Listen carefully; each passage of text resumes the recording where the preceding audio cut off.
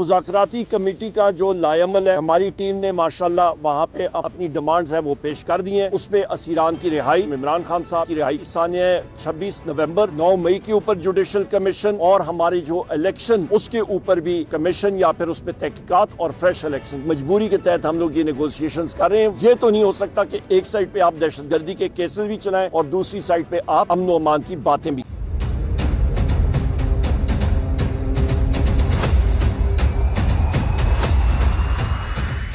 अस्सलाम वालेकुम नाज़रीन, प्रोग्राम आखिर कब तक के साथ मैं हूं आपकी मेज़बान हबीबा राशिद। नाज़रीन, आज हम जिस अहम मौजू पे बात करने आए हैं वो है हुकूमत और पीटीआई के दरमियान मुज़ाकरात। मौजूदा मुल्की सूरत हाल के पेश नज़र हुकूमत और पीटीआई के दरमियान जो है वो मुज़ाकरात का सिलसिला जारी है।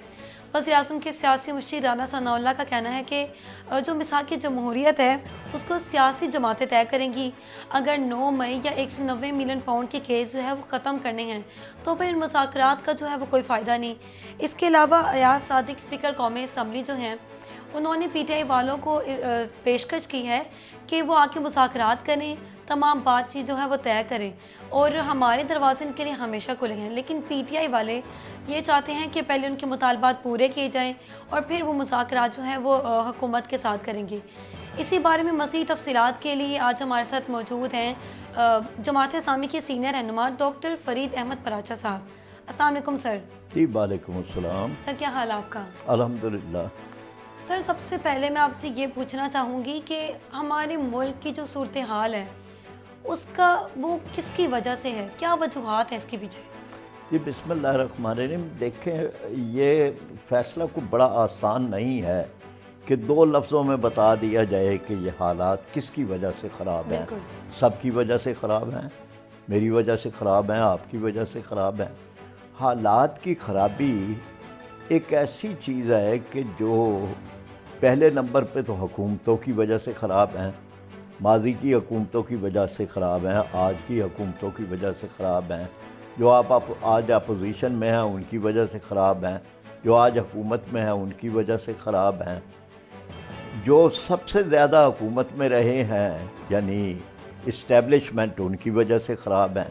इसलिए ये ख़राबी का तयन करना ये कोई आसान काम नहीं है।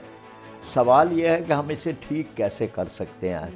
और इस वक्त जो मुज़ाकरात पे बैठे हैं तो ये मुज़ाकरात कोई खेल नहीं है, कोई तमाशा, कोई तफरीही प्रोग्राम नहीं है कि जी बस ठीक है जी बैठे हैं, कुछ दिन गपशप होगी, कोई ड्राई फ्रूट रखा जाएगा, वो खाए पिएंगे। असल मामला ये है कि एक बहुत दलदल के अंदर मुल्क फंसा हुआ है, मईशत तबाह बर्बाद है। तो गैर मुल्की सूरत हाल ये है कि पाकिस्तान पर दबाव बढ़ रहे हैं, सियासी दबाव भी बढ़ रहे हैं, माशी दबाव भी बढ़ रहे हैं। और इस वक्त जो मसलन हमारी मिलिट्री कोर्ट्स ने जो सज़ाएं सुनाई हैं उसको तस्लीम नहीं किया गया कहीं भी। वो उसको अमेरिका ने भी नहीं तस्लीम किया, बरतानिया ने भी नहीं तस्लीम किया।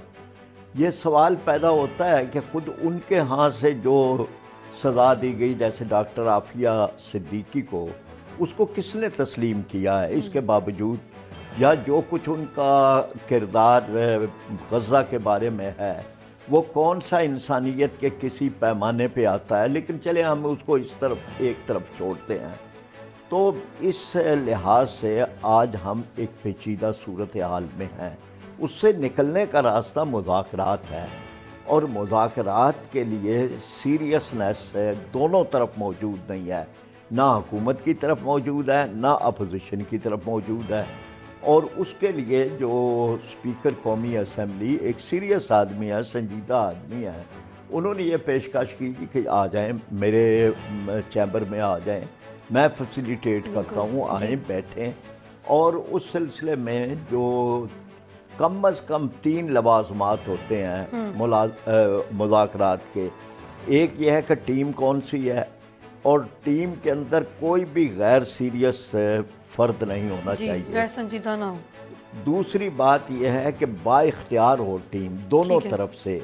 बाइख्तियार का मतलब ये नहीं है कि जी वो वहीं पे फैसला करें, लेकिन कम अज़ कम एजेंडे को आगे बढ़ाने में तो वो ना قدم قدم پہ وہ کہیں کہ جی میں پوچھ کے آؤں. سر ملک کے خاطر جو ہے سیاسی جماعتیں آپس میں ایک ہو سکتی ہیں، لیکن ہمارے ملک میں ایسا کیوں ہے کہ ایک سیاسی جماعت جس کا ہماری حکومت ایک الگ ہے وہ پورے ملک کے نظام کو چلا رہی ہے، پھر بھی ایک سیاسی جماعت یا ڈیفرنٹ جتنے بھی جماعتیں ہیں وہ ساری جو ہیں ملک پہ ایک اثر ڈال رہی ہیں، اور ملک جو ہے وہ مزید اس کی معیشت گرتی جا رہی ہے، ملک کے حالات بدتر ہوتے جا رہے ہیں، ایسا کیوں ہے؟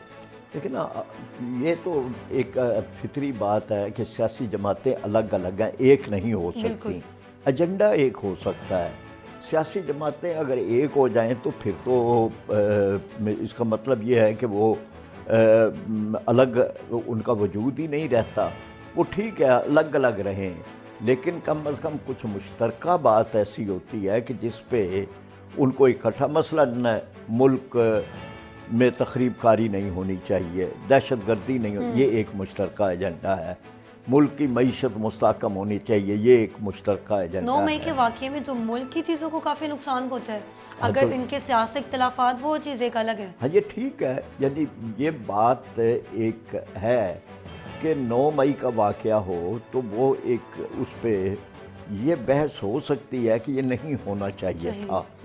یہ جس نے بھی کیا وہ یہ الگ بات ہے کہ وہ کہتے ہیں کہ جی ہم نے ہمارے پیش نظر یہ نہیں تھا یا وہ نہیں تھا، لیکن بہرحال یہ بات کہ وہ اس کے اہداف اگر فوجی مقامات تھے تو فوجی مقامات یا ہماری قومی سلامتی سے متعلقہ مقامات تھے ان کو نشانہ نہیں بننا چاہیے تھا، یا ہمارے وہ قومی ہیروز ان کو نہیں بننا چاہیے تھا.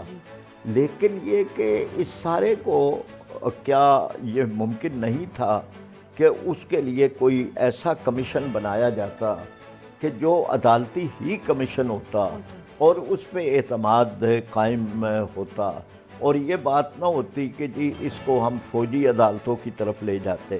تو بہرحال یہ میں تو ایک غیر جانبدار حیثیت سے، چونکہ جماعت اسلامی دونوں طرف ایک رائے رکھتی ہے، تو اس لحاظ سے بات کر رہا ہوں. لیکن اس وقت جو آپ کا آج کا موضوع ہے کہ مذاکرات، تو ہم یہ سمجھتے ہیں کہ مذاکرات کو کامیاب ہونا چاہیے، آگے بڑھنا چاہیے، اور مذاکرات میں تاخیر نہیں ہونا چاہیے.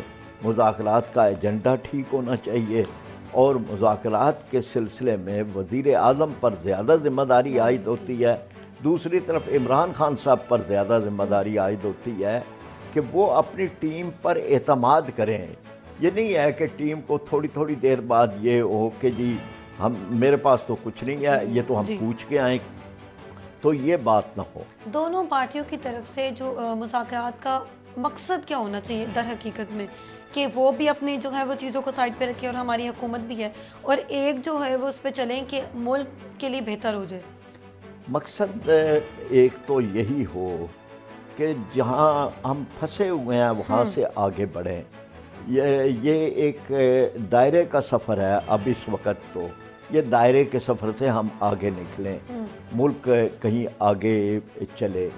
اور جو یہ 9 مئی کے واقعات ہیں یا 26 نومبر کے واقعات ہیں، ان چیزوں پہ پھر یہ معاملہ ایسا ہو کہ اس پہ کوئی اتنا سٹرانگ جوڈیشل کمیشن بنے کہ جس پہ اعتماد ہو اور وہ غیر جانبدار تحقیق کر کے چیزوں کو سامنے لائے، اس پہ اعتماد ہو. اور اس کے علاوہ یہ کہ جو بے گناہ افراد ہیں ان بے گناہ افراد کی رہائی ہو. اور تیسرا یہ ہے کہ جو الیکشن متنازع ہوئے تھے فارم 45 اور 47، اس کے سلسلے میں کوئی قابل عمل حل سامنے آئے. یہ چیزیں تو کم از کم درجے میں ہونی چاہیے. پھر دہشت گردی کے معاملات ہیں، دہشت گردی کے معاملات تو ایک مشترکہ ایجنڈا ہے، کوئی بھی نہیں چاہتا کہ دہشت گردی یہاں پر اس طرح سے رہے. بالکل. سر کیا سیاسی استحکام کی طرف یہ قدم ہے ان کا مذاکرات کرنا حکومت اور پی ٹی آئی کا؟ بالکل، سیاسی استحکام ہمیشہ، مذاکرات ہمیشہ سیاسی استحکام کی طرف جاتے ہیں. لیکن یہ کہ یہ جو نتیجہ خیز ہونے چاہیے، اگر یہ ہو کہ یہ بعد میں ہو کہ کیا عمل درآمد نہیں ہونا تو پھر اعتماد نہیں بنتا. جب اعتماد نہیں بنتا تو پھر اس کے بعد چیزیں خراب ہوتی ہیں. تو لازمی طور پر مذاکرات نتیجہ خیز ہوں, عمل درآمد ہو, اور اس کے بعد تو پھر تو یہ ایک بہت اچھی چیز ہے. اور اگر عمل درآمد نہ ہو اور یہ ہو کہ یہ تو بس ایک دوسرے کو دھوکہ اور فریب دہی کی واردات ہوئی ہے تو وہ ٹھیک نہیں ہے کسی طرح. پی ٹی آئی والے زیادہ تر جو ہے وہ اس بات پہ مطالبہ کو سب سے زیادہ زور اس پہ دے رہے ہیں کہ بانی پی ٹی آئی کو رہا کیا جائے اور ان کے باقی جو ہیں رہنما وغیرہ جو پی ٹی آئی کے ان کو رہا کیا جائے. تو کیا ان کا یہ مطالبہ ماننا اور یہ 9 مئی 26واں ترمیم ان کو ختم کر دینا, یہ سب چیزیں مذاکرات سے پہلے ختم کرنا, کیا آپ کے لحاظ سے درست ہوگا؟ لیکن کوئی ایسی شرط ہے کہ جو بنیادی چیز ہو, میں تو نہیں سمجھتا کہ اس کے بعد تو پھر مذاکرات کس چیز کے ہیں. اور کوئی یعنی ایک بنیادی مسئلہ ہی ہے کہ آپ کہتے پھر اس کے بعد پھر اور کیا چیز باقی رہ جاتی ہے. پھر یہ ہے نا کہ کوئی اگر عدالتی نظام کے بغیر رہائی ہونی ہوتی ہے تو پھر اس کے بعد خود عدالتی نظام کا کیا معنی رہتا ہے. مطلب ان کو بھی چاہیے کہ بھئی نہیں, ہم نے اس طرح رہا نہیں ہونا. یہ رہائی تو ڈیل بنتی ہے نا, ڈیل تو کسی طرح بھی ٹھیک نہیں ہے. خود ان کے لیے بھی ٹھیک نہیں ہے کہ وہ کسی ڈیل کے نتیجے میں رہا ہوں. ٹھیک ہے عدالتی نظام کے نتیجے میں رہا ہوں کہ بھئی ہم سے جو بھی ہے یہ ہمارے کیس ہی غلط تھے کہ عدالتوں نے ہمیں رہا کیا. یہ نہیں ہے کہ ہم کسی سودے بازی کے نتیجے میں رہا ہوئے ہیں. سودے بازی کے نتیجے میں رہائی خود ان کے لیے بھی مفید نہیں ہے. ناظرین, پروگرام میں وقت ہوا ایک چھوٹی سی بریک کا, ملتے ہیں ایک بریک کے بعد.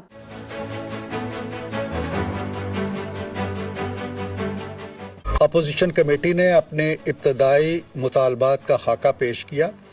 طے پایا کہ اگلی میٹنگ میں اپوزیشن کمیٹی تحریری طور پر اپنے مطالبات اور شرائط کار پیش کرے گی تاکہ اس دستاویز کی روشنی میں بات چیت کو آگے بڑھایا جا سکے. باہمی مشاورت سے طے پایا کہ اگلا مذاکراتی اجلاس 2 جنوری کو منعقد.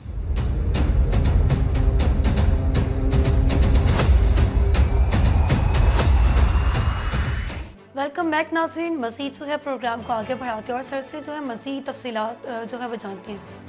اچھا سر, مجھے یہ بتائیے گا کہ حکومت کا ان کے مطالبات اور پی ٹی آئی والوں کے مطالبات پر کیا رد عمل جو ہے وہ آ رہا ہے, یا وہ کیا ماننے کو ان کے مطالبات کتنے چانسز ہیں کہ ان کے مطالبات پر راضی ہو جائیں؟ لیکن ابھی تک تو حکومت کی طرف سے کوئی ایسی چیز سامنے نہیں آئی کہ جس میں ہم یہ سمجھیں کہ کوئی پیش رفت ہو رہی ہے. مثلاً ایک بیان آیا رانا ثناء اللہ صاحب کا کہ اگر تو حکومت ڈاکٹر فوزیہ ڈاکٹر عافیہ صدیقی کی رہائی امریکہ کر دیتا ہے تو ہم عمران خان کی رہائی کے بارے میں بھی سوچ سکتے ہیں. اس کا مخاطب ٹرمپ ہے یا جو بائیڈن ہے. تو گویا کہ ایک مذاکرات کا دائرہ ملک سے باہر بھی جا رہا ہے. اس سے مراد یہ ہے کہ شاید یہ ایجنڈا جو ہے وہ غیر ملکی ایجنڈا بھی ہے.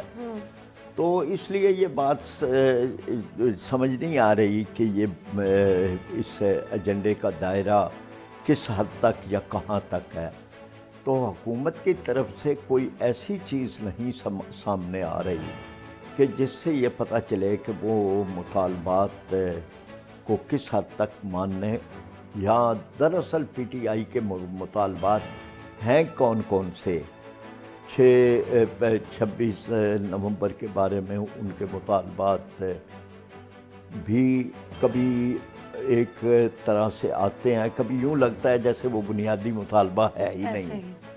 تو حالانکہ اگر وہ ایک بنیادی مطالبہ ہے تو اس کو اسی شدت کے ساتھ آنا چاہیے.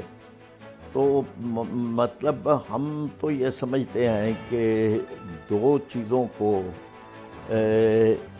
ہمیشہ کے لیے ایک طرح سے طے ہونا چاہیے کہ ایک ووٹ کا تقدس اور یہ جو انتخابات پر لوگوں کا اعتماد ہی ختم ہو رہا ہے کہ ووٹ ڈالو کہیں بھی نکلے گا کہیں اور سے. جی ووٹ آپ ڈال رہے ہیں ایک پارٹی کو، جیت دوسری پارٹی کی ہو رہی ہے. وہ جو ایک جنگ عظیم دوم کا ایک مشہور جملہ تھا کہ فتح انگلش کی ہوتی ہے، قدم جرمن کے بڑھتے ہیں، کہ کہیں کی فتح کسی کی ہوتی ہے، قدم کسی کے بڑھتے ہیں. تو یہاں بھی ایک زیادہ تر لوگوں کا یہی کہنا ہے کہ ہم ووٹس معاملہ دیتے ہیں. اور ہوتا ہے کہ مثلاً فارم 45 کسی کے حق میں ہوتے ہیں، فارم 47 کسی کے حق میں ہوتے ہیں. تو یہ جو ایک تھا نا کہ جی ووٹ پر تو اعتماد لوگوں کا ختم نہیں ہونا چاہیے نا. ووٹ تو ایک بہرحال ایک ایسا پروسیس ہے جس سے حکومتیں بدلتی ہیں، جمہوریت کا تقدس بنتا ہے. ہمارے پڑوسی ملک میں بھارت میں اگر ساری چیزیں ان کی خراب ہیں، ان کے سسٹم خراب ہیں، ان کے ہاں تضادات بڑے ہیں، مافیاز بڑے ہیں، لیکن کم از کم ووٹ کے بارے میں وہاں پر یہ نہیں ہے کہ جی ووٹ کا یا الیکشن کمیشن کا تقدس پامال ہو. وہاں ووٹ کے بارے میں لوگوں کو یہ موجود ہے ان کے ذہن میں کہ یہ ایک چیز ایسی ہے کہ جس پہ ہم اعتماد کر سکتے ہیں. ہمارے ہاں یہ نہیں ہے. دوسری بات سٹریٹ پاور ہے. سٹریٹ پاور کو بھی بہرحال ایک اس کو بھی رہنا چاہیے تھا کہ جو کچھ بھی ہو، کوئی بھی حکومت کوئی بھی ہو، لیکن پرامن حق احتجاج جو ہے اس کے اوپر تو اعتماد رہنا چاہیے. اب پرامن حق احتجاج جو ہے وہ اس کو بھی ختم ہو گیا. پرامن حق احتجاج ہم خود یونیورسٹیوں میں رہے، کالجز میں رہے، سڑکوں پہ رہے، شاہراہوں پہ رہے، تحریکوں میں رہے، تحریکوں میں حصہ لیا، ہر طرح کی تحریک میں. اب یہ جو پرامن حق احتجاج تھا اس کو ملک میں ایک بڑی اہمیت رہی اور اس کو رہنا چاہیے تھا. لیکن اب یہ پرامن حق احتجاج جو آئین کا دیا ہوا حق ہے، جو اقوام متحدہ کا تسلیم کردہ حق احتجاج ہے، وہ اس کو بھی اب ایک یوں ہو گیا کہ آپ چاہے پرامن حالت میں ہوں تب بھی آپ پر گولیوں کی بچھاڑ ہو سکتی ہے، لاٹھی چارج ہو سکتا ہے، آنسو گیس پھینکے جا سکتے ہیں. چاہے آپ کوئی توڑ پھوڑ نہیں کر رہے، آپ کوئی تخریب کاری نہیں کر رہے تب بھی. تو یہ دو چیزیں جو ہیں نا یہ اس عرصے میں بڑی پامال ہوئی ہیں. تو ہم یہ سمجھتے ہیں کہ ان کو ٹھیک ہونا چاہیے. سر یہ آپ کو کیا لگتا ہے کہ حکومت کے کچھ فیصلے ایسے تھے یا پھر یہ بھی سیاسی جماعتیں جو آپس میں ان کے اختلافات ہیں ان کی وجہ سے آہستہ آہستہ یہ چیز کمزور ہوتی جا رہی ہے مزید؟ دونوں ذمہ دار ہیں، حکومت بھی اپوزیشن بھی، دونوں اس کے ذمہ دار ہیں. حکومت نے بھی اس میں بے صبری کا مظاہرہ کیا ہے اور اپوزیشن نے بھی اپنے پروگرام طے کرتے ہوئے حقائق کو مد نظر نہیں رکھا. مطلب اب حقیقت یہ ہے کہ اپوزیشن کو بھی بہت سوچ سمجھ کے اپنے پروگرام طے کرنے چاہیے. اور یہ جب آپ پروگرام طے کرتے ہیں آپ کو اپنے کارکن کی حفاظت کا بھی خیال کرنا ہے، آپ نے شہریوں کی سہولت کو بھی مد نظر رکھنا ہے، آپ نے ٹریفک کا بھی خیال کرنا ہے. بہت ساری چیزیں سمجھنی چاہیے. ہم خود جماعت اسلامی اس بارے میں اسٹریٹ پاور کے اعتبار سے اپنا ایک بہت اچھا ریکارڈ رکھتی ہے. تو ہم یہ سمجھتے ہیں کہ اپوزیشن پر یا سیاسی جماعتوں پر بھی بڑی ذمہ داری عائد ہوتی ہے. تو سر ہمارے ملک میں اس طرح کیوں ہے کہ باہر کے ممالک مداخلت کر رہے ہیں ہمارے جو قانون ہیں ان میں؟ کیوں ایسا ہے؟ کیا ہم اپنے ملک و قوم کے فیصلے یا جو بھی ہمارے ہیں مشکلات ہیں اس کو ہم خود حل کیوں نہیں کر پا رہے؟ کیوں کوئی اور ہماری مداخلت کرتا ہے اور پھر وہ ہمارے لیے ایک الگ جو مسئلہ کھڑا کر دیتا ہے وہ چیز؟ میرا خیال یہ بڑی بہت قابل غور بات ہے. ہم فخر کرتے ہیں اس بات پہ کہ میرے حق میں فلاں بول رہا ہے. تو یہ شرم کی بات ہے یا فخر کی بات ہے؟ جن چیزوں پہ شرم کرنی چاہیے ان پہ ہم فخر کر رہے ہوتے ہیں. بہت ساری ایسی چیزیں ہوتی ہیں کہ جن پہ حکومتیں یا سیاسی جماعتیں کرتی ہیں. مثلاً قرض پر شرمندہ ہونا چاہیے، لیکن ہماری حکومتیں ہوں یا جماعتیں ہوں وہ اس پہ فخر کرتی ہیں کہ ہماری جی بات پیش کرتی ہیں۔ ہمیں قرض مل گیا ہے، جی ہمیں قرض مل گیا. تو یہ تو شرم کی بات ہے کہ آپ قرض لے رہے ہیں اور اس پہ فخر کر رہے ہوتے ہیں. یا یہ ہے کہ جی میرے حق کے اندر جو ہے نا جی وہ ٹرمپ میرے حق میں ہے یا فلانی حکومت میرے حق میں ہے. ابھی یہ تو شرم کی بات ہے کہ باہر کی کوئی حکومت آپ کے حق میں ہے اور آپ اس پہ فخر کر رہے ہیں. تو یہ ہمارے ہاں المیہ ہے کہ ہم بیرونی مداخلت کو اپنے لیے کریڈٹ سمجھتے ہیں، حالانکہ یہ ڈی میرٹ ہوتا ہے. تو یہ بھی اس پہ بھی سیاسی جماعتوں کو جب حالات کے یہ اتار چڑھاؤ سے نکل آئیں تو مل بیٹھ کے سوچنا چاہیے کہ ہم کہاں پھر رہے ہیں اور ہم کیا کر رہے ہیں اور کن چیزوں پہ فخر کرتے ہیں یا کن چیزوں کو ہم اپنی ضرورت سمجھتے ہیں اور کہاں ڈیموکریسی کو خود اپنے ہاتھوں سے ذبح کرتے ہیں. سر مذاکرات کا سیاسی جو ہے صورتحال پر کتنا اثر پڑ سکتا ہے؟ اگر مذاکرات کامیاب ہوتے ہیں تب بھی اور نہیں ہوتے تب بھی سیاسی صورتحال پر کتنا اثر پڑے گا اس کا؟ لیکن مذاکرات کامیاب ہوتے ہیں تو اچھی بات ہے، سیاست پہ اس کا اچھا اثر پڑتا ہے، ڈیموکریسی مضبوط ہوتی ہے، معاملات آگے بڑھتے ہیں. سوال یہ ہے کہ وہ کس چیز کو ہم کامیابی کہیں گے. ایک ہی چیز کو حکومت کامیابی کہتی ہے اور یا اسی چیز کو اپوزیشن کامیابی کہتی ہے. تو کامیابی کس چیز کا نام ہے؟ دوسری بات یہ ہے کہ کامیابی اس معنی میں ہے کہ واقعی ڈیموکریسی مضبوط ہو رہی ہے، ملک مضبوط ہو رہا ہے، عام آدمی کی بھلائی کا. اس لیے کہ عام آدمی کا تو ایجنڈا ہی کوئی نہیں ہوتا. اب یہ مذاکرات ہو رہے ہیں تو مجھے اس سے کیا ہے؟ غریب آدمی سوچتا ہے کیا میری مہنگائی ختم ہوگی؟ کیا کرپشن اس ملک سے ختم ہو جائے گی؟ کیا قرضوں کی معیشت ختم ہو جائے گی؟ کیا سودی معیشت ختم ہو جائے گی؟ کیا اس ملک میں روپے کا اور یا کرنسی کو استحکام آ جائے گا؟ کیا جو غریب طالب علم ہے اس کے لیے تعلیمی اخراجات کم ہو جائیں گے؟ تو کہیں بھی عدالتوں سے انصاف مل جائے گا، تھانوں سے عدل مل جائے، کہیں بھی نہیں ہوگا، کچھ بھی نہیں ہوگا.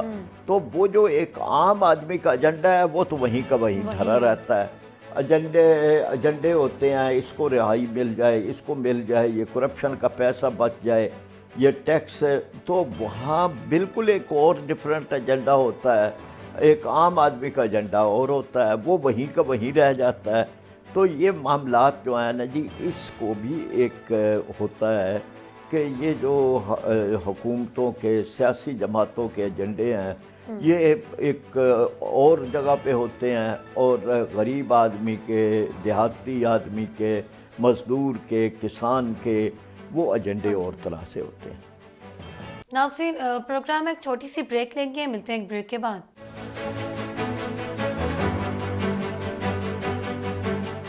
اپوزیشن کمیٹی نے اپنے ابتدائی مطالبات کا خاکہ پیش کیا.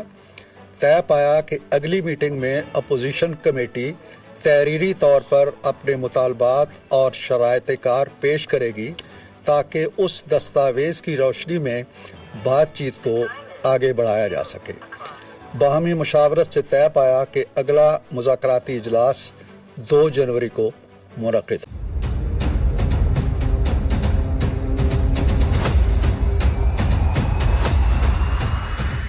ویلکم بیک ناظرین. مزید جو ہے پروگرام کو آگے بڑھاتے ہیں اور سر سے جو ہے مزید تفصیلات جو ہے وہ جانتے ہیں. اچھا سر مجھے یہ بتائیے گا کہ حکومت کا ان کے مطالبات اور پی ٹی آئی والوں کے مطالبات پر کیا رد عمل جو ہے وہ آ رہا ہے یا وہ کیا ماننے کو ان کے مطالبات کتنے چانسز ہیں کہ وہ ان کے مطالبات پر راضی ہو جائیں؟ لیکن ابھی تک تو حکومت کی طرف سے کوئی ایسی چیز سامنے نہیں آئی کہ جس میں ہم یہ سمجھیں کہ کوئی پیش رفت ہو رہی ہے. مثلاً ایک بیان آیا رانا ثناء اللہ صاحب کا کہ اگر تو حکومت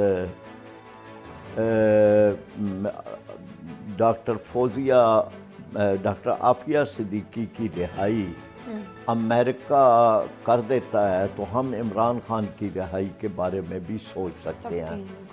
اس کا مخاطب ٹرمپ ہے یا جو بائیڈن ہے. تو گویا کہ ایک مذاکرات کا دائرہ ملک سے باہر بھی جا رہا ہے اس سے مراد یہ ہے کہ شاید یہ ایجنڈا جو ہے وہ غیر ملکی ایجنڈا بھی ہے، تو اس لیے یہ بات سمجھ نہیں آ رہی کہ یہ اس ایجنڈے کا دائرہ کس حد تک یا کہاں تک ہے۔ تو حکومت کی طرف سے کوئی ایسی چیز نہیں سامنے آ رہی کہ جس سے یہ پتہ چلے کہ وہ مطالبات کو کس حد تک ماننے، یا دراصل پی ٹی آئی کے مطالبات ہیں کون کون سے۔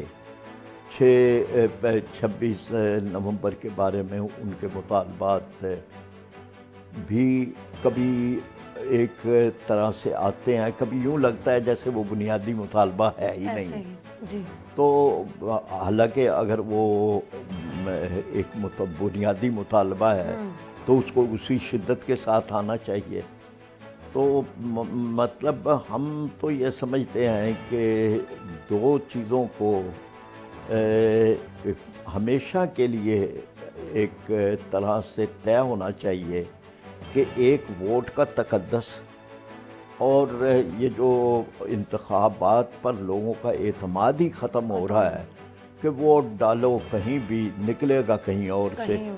ووٹ آپ ڈال رہے ہیں ایک پارٹی کو، جیت دوسری پارٹی کی ہو رہی ہے۔ وہ جو ایک جنگ عظیم دوم کا ایک مشہور جملہ تھا کہ فتح انگلش کی ہوتی ہے، قدم جرمن کے بڑھتے ہیں، کہ کہیں کی فتح کسی کی ہوتی ہے، قدم کسی کے بڑھتے ہیں۔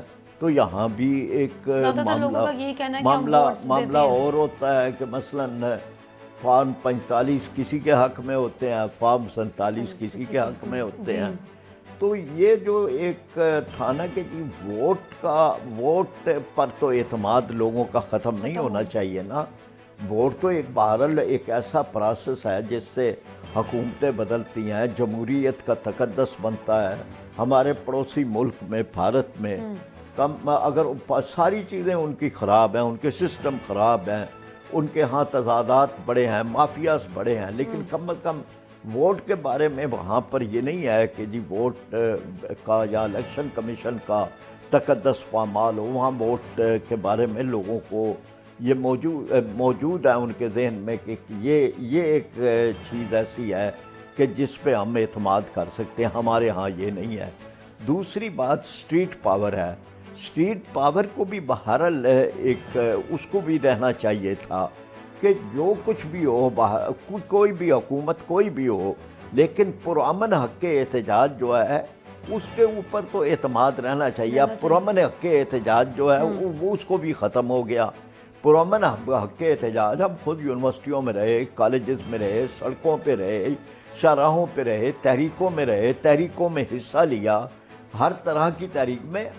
یہ جو پرامن حق احتجاج تھا اس کو ملک میں ایک بڑی اہمیت رہی اور اس کو رہنا چاہیے تھا۔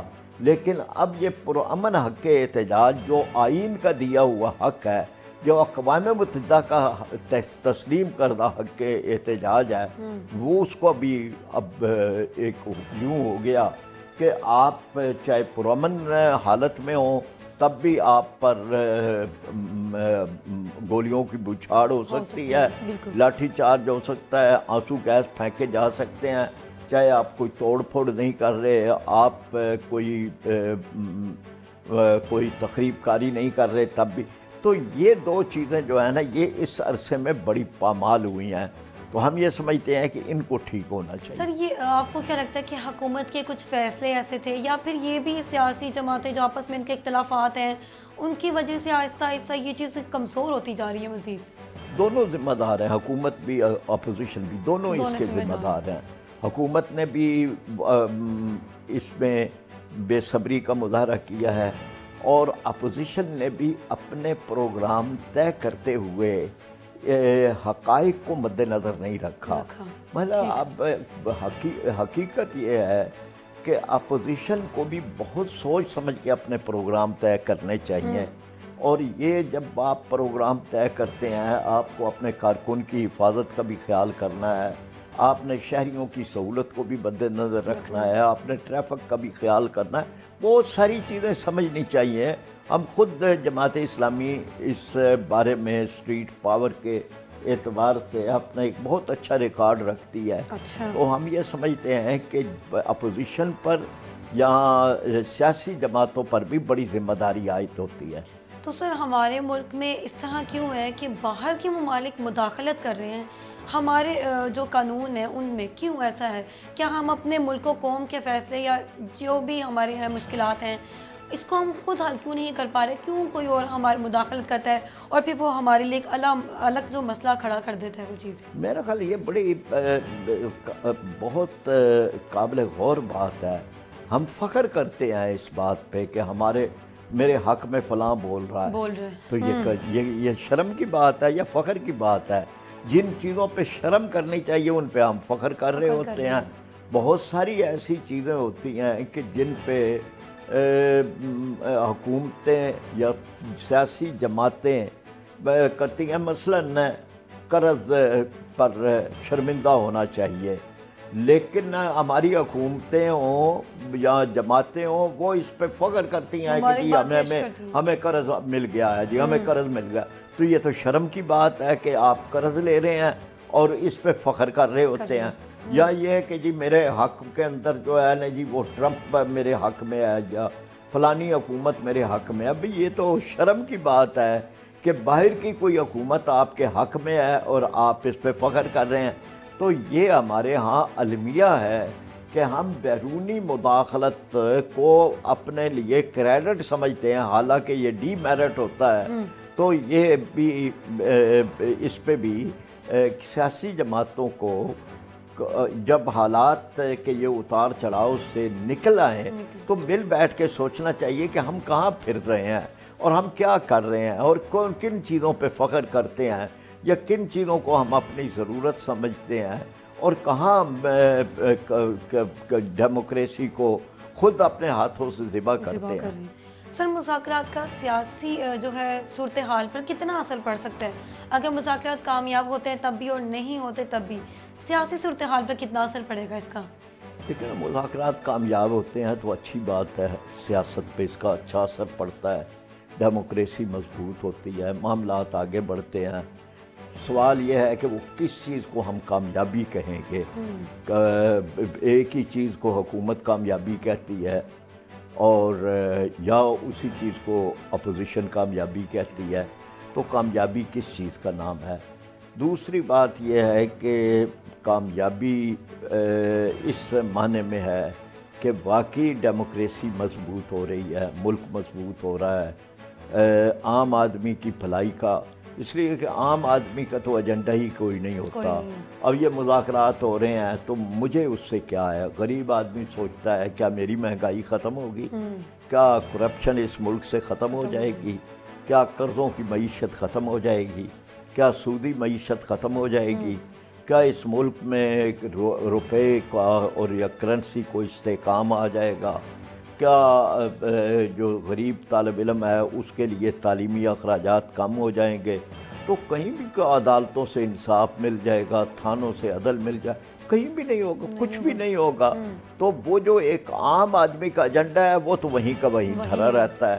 ایجنڈے ہوتے ہیں، اس کو رہائی مل جائے، اس کو مل جائے، یہ کرپشن کا پیسہ بچ جائے، یہ ٹیکس. تو وہاں بالکل ایک اور ڈیفرنٹ ایجنڈا ہوتا ہے، ایک عام آدمی کا ایجنڈا اور ہوتا ہے، وہ وہیں کا وہیں رہ جاتا ہے.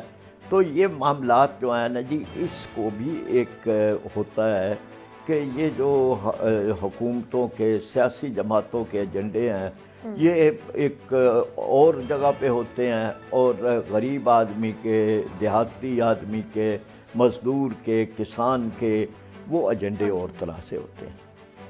ناظرین پروگرام میں ایک چھوٹی سی بریک لیں گے، ملتے ہیں ایک بریک کے بعد.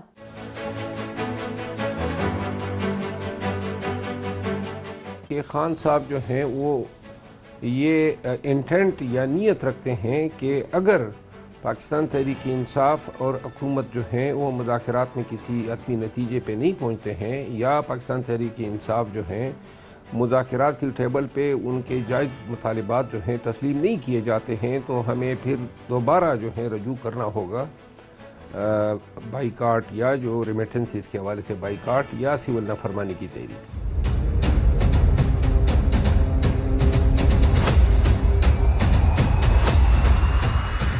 वेलकम बैक नाज़रीन, हम अपने सवाल को यहीं से कंटिन्यू करेंगे और सर से पूछेंगे, सर सोसाइटी एक्ट और जो आपने कहा महकमा तालीम एक्ट, इनमें क्या डिफरेंस है?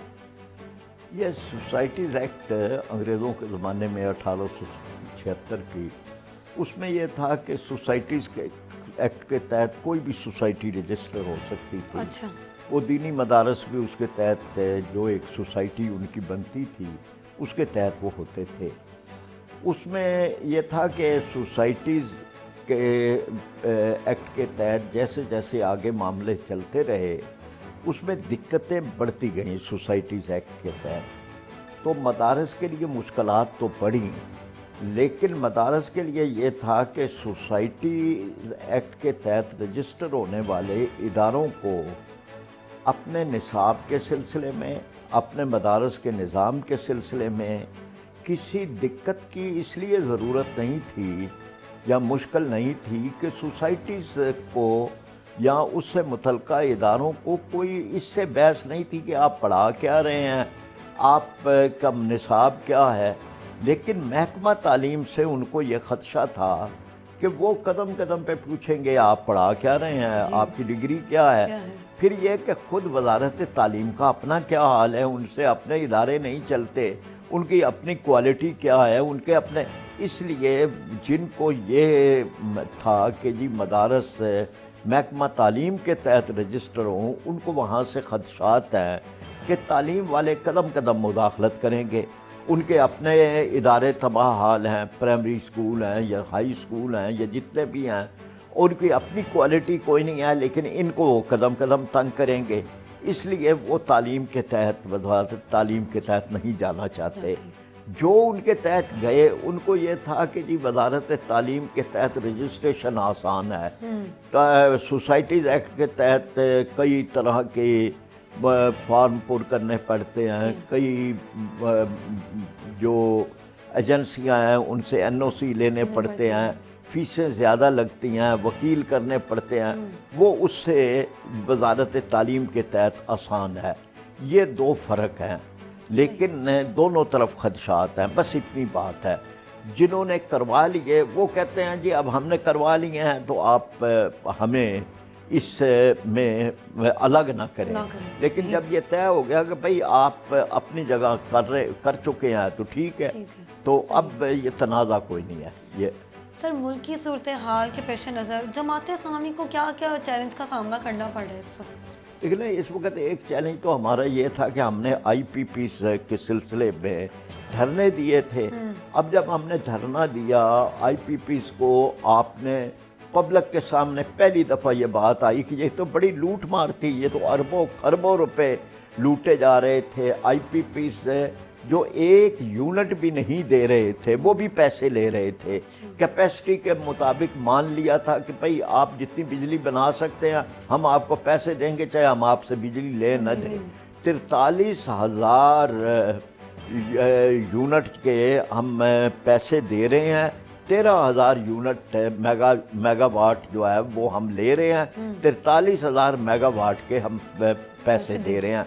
तो इतना बड़ा तजाद है, ये हम सामने लेके आए। इस पे फिर एक बड़ा मुल्क में सामने ब्रेक थ्रू हुआ, उस पे फिर 5 IPPs के साथ माहिदे ख़त्म किए गए, लेकिन उसका बेनिफिट नहीं मिला। औरों के साथ भी ये कर रहे हैं। हम अब इस वक्त एक चैलेंज तो हमारे सामने ये है कि ये हम बेनिफिट दिलवाएं। दूसरा हम ये समझते हैं कि जो बड़े पैमाने पे करप्शन है जो हो रही है उसको ख़त्म करवाएं।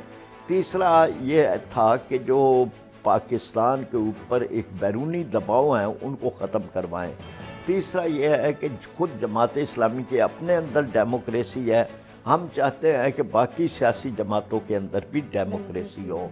चौथा ये है कि सूदी मईशत ख़त्म हो, सूदी मईशत के ख़िलाफ़ हमने एक बड़ी जद्दोजहद की है। पांचवा ये है कि इस मुल्क के अंदर जमात इस्लामी इस्लामी निज़ाम के लिए कोशिश कर रही है, तो हम ये चाहते हैं कि यहाँ पर इस्लामी निज़ाम आए। تو یہ میں نے مختصر آپ کو یہ چیز بتا. سر ینگسٹر اور یو جنریشن کے لیے کیا اقدامات جو ہے وہ جماعت اسلامی کرے گی یا کر رہی ہیں ابھی؟ ہم نے یہ بنو کابل ایک بڑی پوری بھرپور تحریک اٹھائی ہے. اچھا. ہم یہ سمجھتے ہیں کہ نوجوانوں کے پاس اس وقت کچھ بھی نہیں ہے، نہ روزگار ہے، نہ یہاں معیشت ہے، نہ یہاں، تو اس کے لیے ان کو آئی ٹی کے اندر ہم اتنا قابل بنائیں کہ وہ اپنا روزگار خود پیدا کریں. اس کے لیے کراچی میں 50,000 طلباء طالبات کو ہم نے ٹریننگ دی، اور اس میں کئی، اور پھر ملک میں دوسرے علاقوں میں، لاہور میں، اسلام آباد میں. تو یہ ایک ہمارا ہے کہ ایک تو ویسے ہی نا یوتھ کے لیے نعرے لگا دینا یا یوتھ کو کہنا کہ جی ہم یوتھ کے لیے بڑے ان کے ساتھ ہیں. ہم نے عملی کام کیا. ہم نے ان کے لیے ان کو ہم نے لیپ ٹاپ دیے. ان کے لیے ہم نے کوشش کی کہ ان کو بامقصد ایک روزگار بھی دیں اور ان کو لے کے آگے چلیں. تو یہ الخدمت فاؤنڈیشن کے تعاون سے ہمارا ایک کام جو ہے وہ چل رہا ہے. صحیح. سر اگر مذاکرات کامیاب ہو جاتے ہیں تو جماعت اسلامی پر کیا اثر پڑے گا، اور وہ کتنی جو ہے مضبوط ہو جائے گی؟ مزید آگے حکومت میں آنے کے ان کے کیا چانسز ہوں گے؟ ہم تو دیکھیں نا، مذاکرات کی پارٹی نہیں ہے مذاکرات کے اندر، وہ یا حکومت کر رہی ہے یا پی ٹی آئی کر رہی ہے. لیکن ہم ملک کے اندر اگر ایک متوازن فضا پیدا ہوتی ہے تو اس میں ہمیں اپنا کام کرنے میں آسانی ہوگی. یہ جو ایک فضا پیدا ہوتی ہے آپس میں متحارب ہونے کی، اور ہر روز ایک ٹینشن کی فضا ہے، یہ اگر ختم ہوتی ہے، اور یہ جو نوجوان بے مقصد پھر رہے ہیں، ان نوجوانوں کو ہم اگر لے آتے ہیں کہ بھئی آپ اس ملک کی تعمیر اور ترقی کے اندر آپ کوئی، تو یہ ہم ایک ایسا سمجھتے ہیں کہ یہ جو نوجوان اس وقت ایسے ہی بیچارہ یا جیلوں میں جا رہا ہے یا ملک میں بے مقصدیت کا شکار ہو رہا ہے، یا یونان جاتے ہوئے سمندروں میں ڈوب رہا ہے، اس کو ہم کسی مقصدیت کی طرف لے آئیں. سر یوتھ جنریشن زیادہ تر یہ سوچتی ہے کہ پاکستان میں اب رکھا کچھ نہیں ہے، نہ یہاں پہ ہم کاروبار کر سکتے ہیں. ان کا زیادہ ذہن ہے کہ بیرون ملک جائے، وہاں جا کر جو ہے کمائیں. وہ تو جماعت اسلامی اس پہ کوئی کام کر رہی ہے؟ اسی کے لیے کام کر رہی ہے. یہی چاہتے ہیں کہ ملک سے وہ مایوس نہ ہو. کس طرح سر وہ جو ہے واپس جو ہے ہماری یوتھ جنریشن، ہمارے ملک کا ظاہر سی بات ہے مستقبل ہے، تو وہ کام کرے؟ جی ہاں، یہی تھا کہ جو یہ بنو کابل بھی ہماری تحریک ہے، اور اسی طرح سے ایک مقصدیت پیدا کر رہے ہیں ہم ملک میں کہ بھئی ملک میں رہو. اس ملک میں بہت کچھ ہے، آپ اپنے ملک کے لیے کریں، اپنے خاندان کے لیے کریں، بلا وجہ باہر نہ جائیں. اور پاکستان میں اللہ تعالیٰ نے بہت کچھ رکھا ہوا ہے، اور اس کے ساتھ آپ وابستہ رہیں گے. یہاں سے آپ کو رزق اور روزی بھی ملے گی، عزت اور وقار بھی ملے گا، اور دنیا بھی ملے گی، آخرت بھی ملے گی. یہ ہمارا پیغام. سر جماعت اسلامی کا آگے جو ہے وہ حکومت میں آنے کے کتنے % چانسز ہے کہ وہ اب حکومت سنبھالے گی؟ پہلے تو یہ ہے کہ ہمارا پروگرام ہے حکومت میں آنے کا. ہم سیاست حکومت میں آنے کے لیے کر رہے ہیں. ثواب تو اپنی جگہ ہے، لیکن ہم یہ سمجھتے ہیں کہ اگر تو ہمارے پاس ٹھیک ایجنڈا ہے اور پروگرام ہمارا ٹھیک ہے، منشور ہمارا ٹھیک ہے، تو پھر ہمیں حکومت میں آنا چاہیے. اس کے لیے ہم پوری کوشش کر رہے ہیں، اور یہ ہم سمجھتے ہیں کہ ہمیں لوگوں نے مسترد نہیں کیا، ملتوی کیا ہے. آئندہ انشاءاللہ تعالی اگلا جو الیکشن آئے گا، جب بھی آئے گا، 28 میں آئے، جب بھی آئے، انشاءاللہ تعالی یہ قوم ہماری طرف دیکھے گی، اور وہ سمجھتی ہے کہ جماعت اسلامی، وہ جو ایک ہے تو عام صحیح شعر کہ یہی چراغ جلیں گے تو روشنی ہوگی، تو انشاءاللہ تعالی لوگ ہماری طرف دیکھیں. سر آخر میں کوئی پیغام دینا چاہیں؟ پیغام یہی ہے کہ مایوس نہ ہوں، اللہ کی رحمت سے بھی مایوس نہ ہوں، ملک کے حالات سے بھی مایوس نہ ہوں. پاکستان اللہ کی نعمت ہے، بہت بڑی قائد اعظم की इन अयाम में कि जो क़ायद आज़म की ज़िंदगी और उसके हालात से हमने मनाया है, तो क़ायद आज़म ने का जो पैगाम है इत्तेहाद, यकीन महकम और अमल पे हम, यही हमारी है। और हम जिस दीन को मानने वाले हैं उस दीन ने हमें मायूस होने के बजाय उम्मीद रखने का पैगाम दिया है। तो हमें अल्लाह की रहमत से मायूस नहीं होना। हमारा दीन दुनिया का बेहतरीन दीन है और नबी करीम सल्लल्लाहु अलैहि वसल्लम जिनके साथ हम वाबस्ता हैं, उनका उसवा हसना दुनिया हमारे लिए दीन और दुनिया दोनों की निजात का, दोनों की अज़मतों का बेहतरीन पैगाम। सर आपके वक्त का बहुत शुक्रिया। तो नाज़रीन, हमने जो है वो जमात इस्लामी की सीनियर रहनुमा से बात की और बहुत सी जो है वो बातें जानी और इनकी अपनी राय क्या थी वो जानी। मुख्तसरन हर बात का निचोड़ ये निकलता है कि हमारा मुल्क जिस मकसद के लिए बना है उस पे हमें अमल पैरा होना चाहिए। हमें एक एजेंडा, एक मकसद लेके आगे चलना चाहिए। तमाम सियासी जमातों को एक हो तो नहीं सकती, लेकिन इनका एक एजेंडा, एक मकसद जो है वो हमारे मुल्क की तकदीर बदल सकता है। हमारे मुल्क की मुईशत जो है वो बेहतर हो सकती है, इसकी सूरत हाल बेहतर हो सकती है। तो लिहाजा जो हुकूमत और PTI, इन दोनों को जो है वो हाथ आगे बढ़ाना होगा सिर्फ हमारे मुल्क के लिए। अब सवाल ये पैदा होता है कि कब तक जो है ये मुज़ाकरात जारी रहेंगे और इसका आखिर में नतीजा क्या निकलेगा। नाज़रीन, आज के प्रोग्राम के लिए फिर वक्त इतना ही। मुझे इजाज़त दीजिए। अल्लाह हाफ़िज़।